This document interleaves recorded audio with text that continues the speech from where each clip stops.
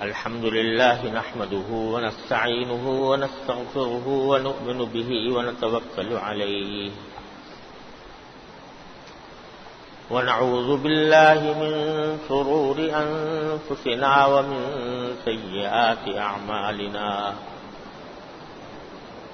من يهده الله فلا مضل له ومن يضلله فلا هادي له وأشهد أن لا إله إلا الله وحده لا شريك له وأشهد أن سيدنا وسندنا ونبينا ومولانا محمدا عبده ورسوله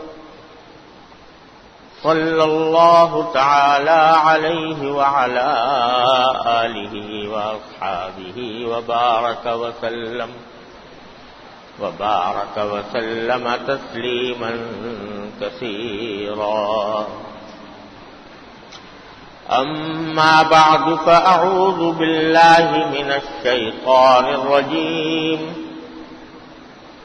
بسم الله الرحمن الرحيم. الحمد لله رب العالمين الرحمن الرحيم مالك يوم الدين إياك نعبد وإياك نستعين اهدنا الصراط المستقيم صراط الذين أنعمت عليهم غير المغضوب عليهم ولا الضالين.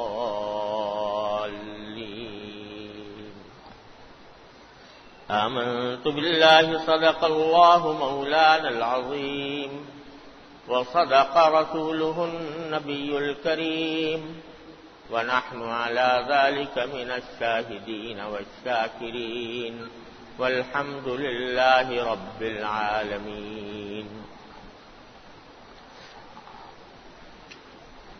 بزرگان محترم اور برادران عزیز، سورہ فاتحہ کی تشریح کا بیان کچھ عرصے سے چل رہا ہے اور اب تک سورہ فاتحہ کی 3 آیتوں کا بیان ہوا ہے،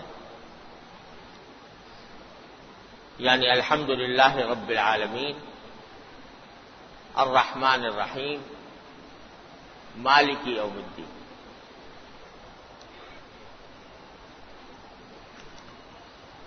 جیسا کہ میں پہلے عرض کر چکا ہوں، ان 3 آیتوں میں اللہ تبارک و تعالی نے اسلام کے 3 بنیادی عقیدوں کی طرف بھی اشارہ فرمایا ہے. الحمدللہ رب العالمین کے معنی یہ ہے کہ تمام تعریفیں اللہ کی ہیں جو سارے جہانوں کا پروردگار ہے،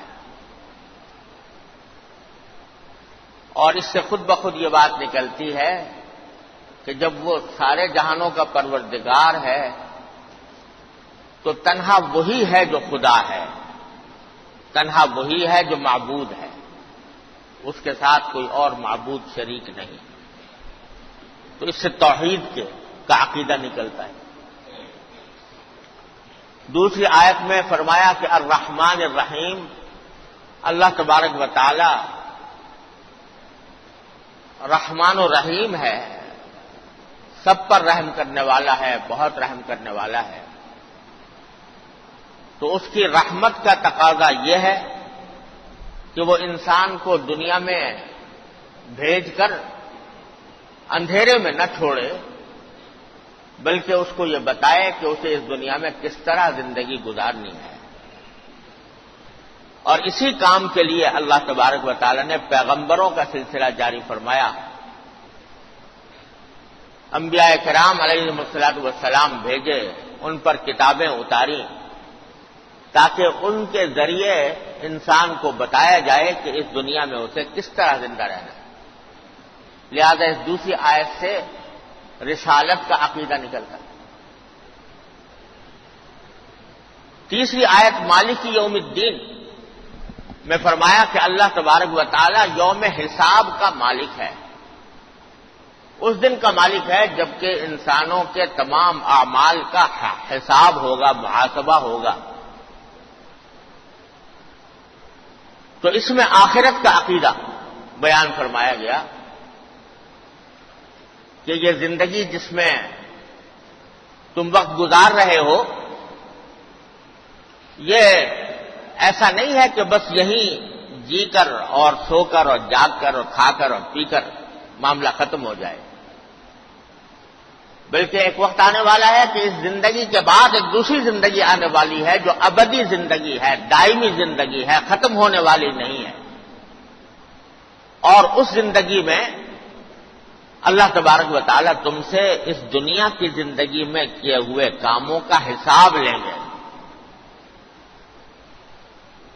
یہ نہ سمجھو کہ جو تم کچھ کر رہے ہو یا جو زبان سے بات نکال رہے ہو وہ ہوا میں اڑ کر فنا ہو جاتی ہے، نہیں۔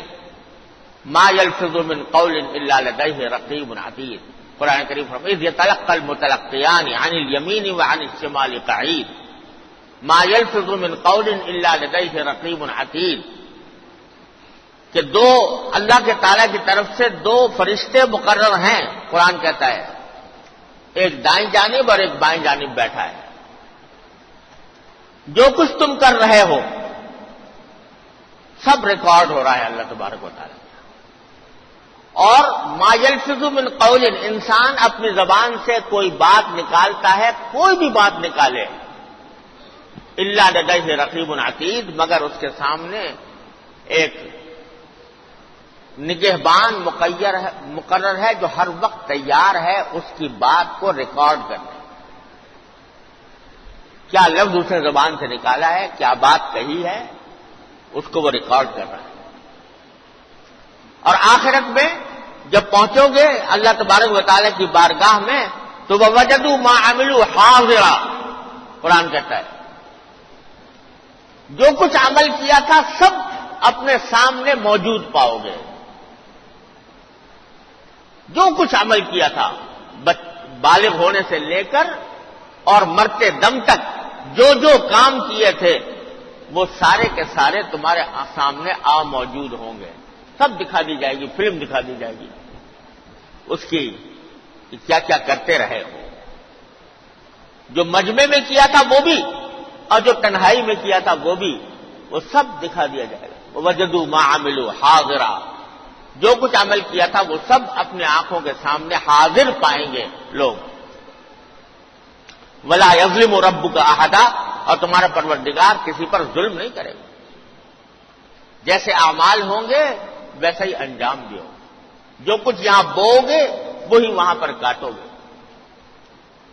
تو یہ آخرت کا عقیدہ ہے جو اس مالک یوم الدین کا لفظ استعمال کر کے اللہ تبارک و تعالیٰ نے توجہ دلائی ہے، قرآن کی سب سے پہلی سورت میں ہے، اس سورت میں جو ہر نماز کی ہر رکعت میں پڑھی جاتی ہے کہ یاد رکھنا یہ دنیا یہاں ختم ہو جانے والی نہیں ہے، ایک وقت آئے گا جب تمہیں اپنے ایک قول و فعل کا حساب دینا ہوگا، مالک یوم الدین، وہ مالک ہے اس دن کا۔ تو توجہ اس پہلی ہی صورت میں اللہ تعالیٰ نے دلا دی کہ اپنا ہر کام کرتے وقت دھیان رکھو گا کسی وقت اس کا جواب دینا ہے اللہ تعالیٰ کے سامنے۔ لہذا اللہ تبارک و تعالیٰ ہی کے احکام کے مطابق، اس کی دی ہوئی تعلیمات کے مطابق، اس کے بیان کیے ہوئے آداب کے مطابق اس دنیا میں زندہ رہنا ہے۔ اب سوال پیدا ہوا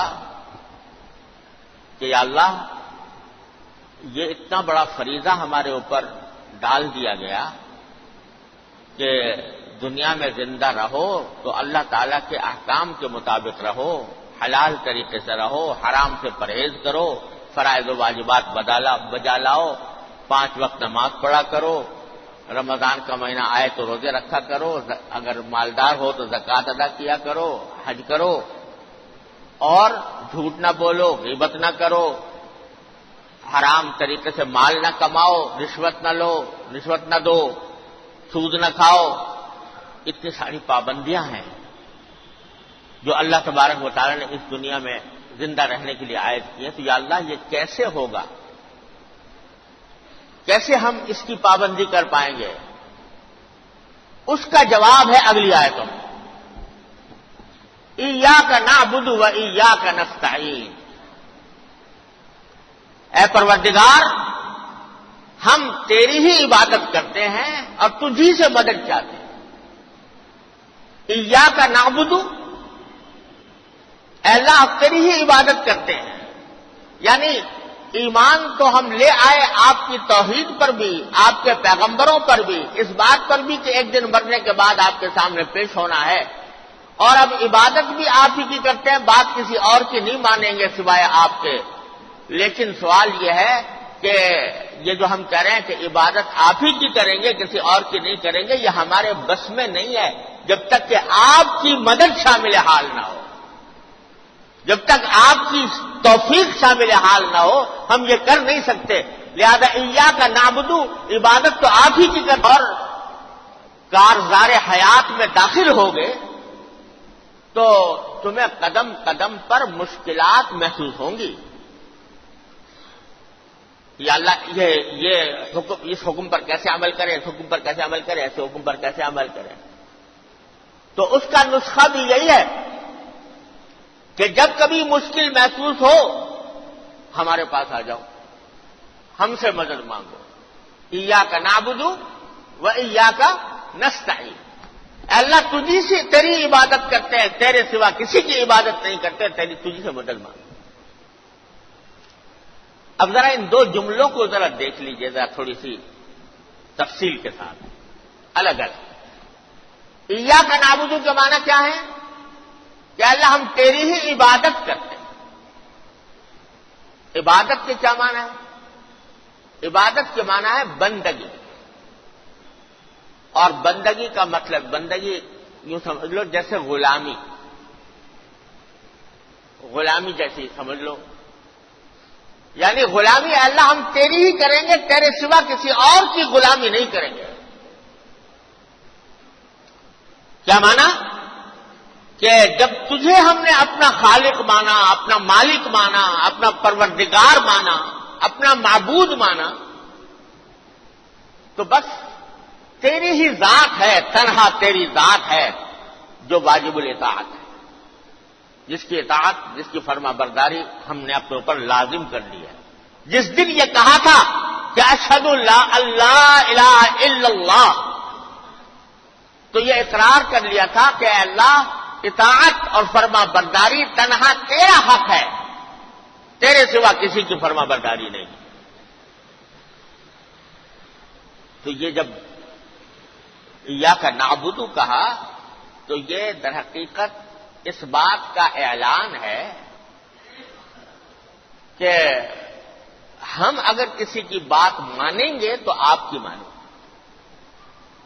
اور اگر کسی اور نے ہمیں کوئی ایسا کام کرنے کو کہا جو آپ کے حکم کے خلاف ہے، اس کو چھوڑ دیں گے، آپ کے حکم کی تعمیل کریں گے.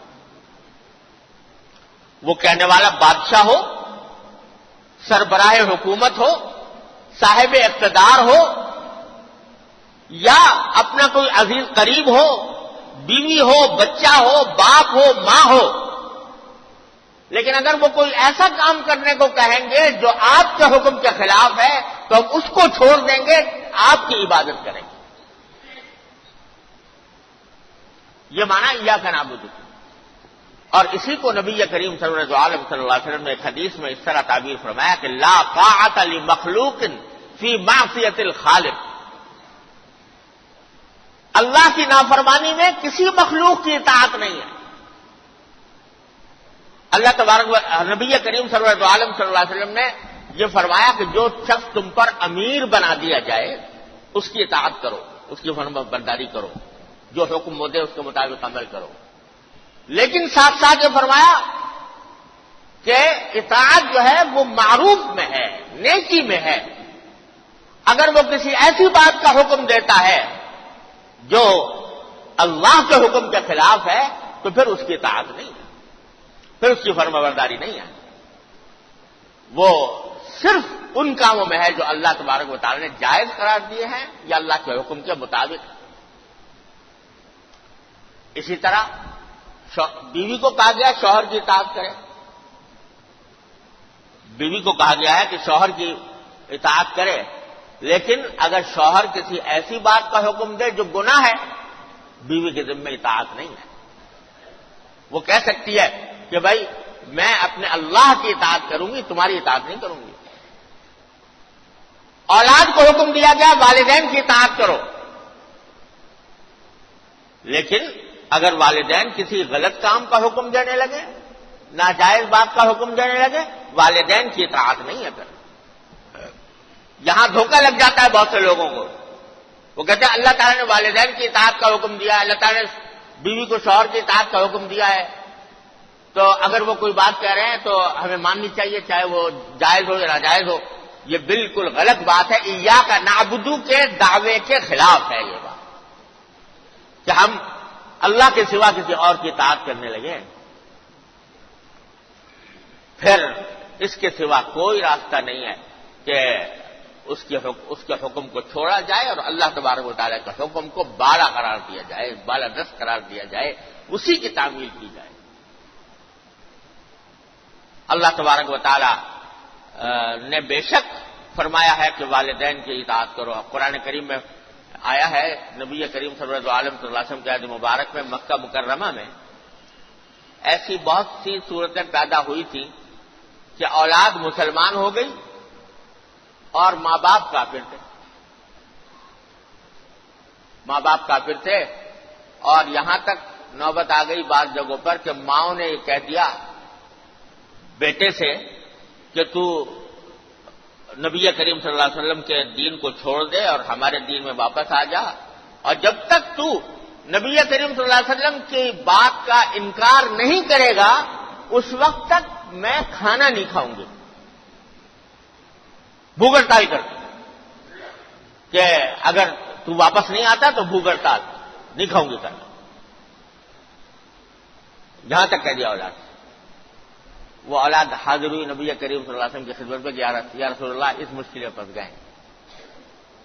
ماں باپ یوں کہہ رہے ہیں اور ایک طرف اللہ تبارک و تعالیٰ کا حکم ہے، کیا کریں؟ تو قرآن کریم کی آیات نازل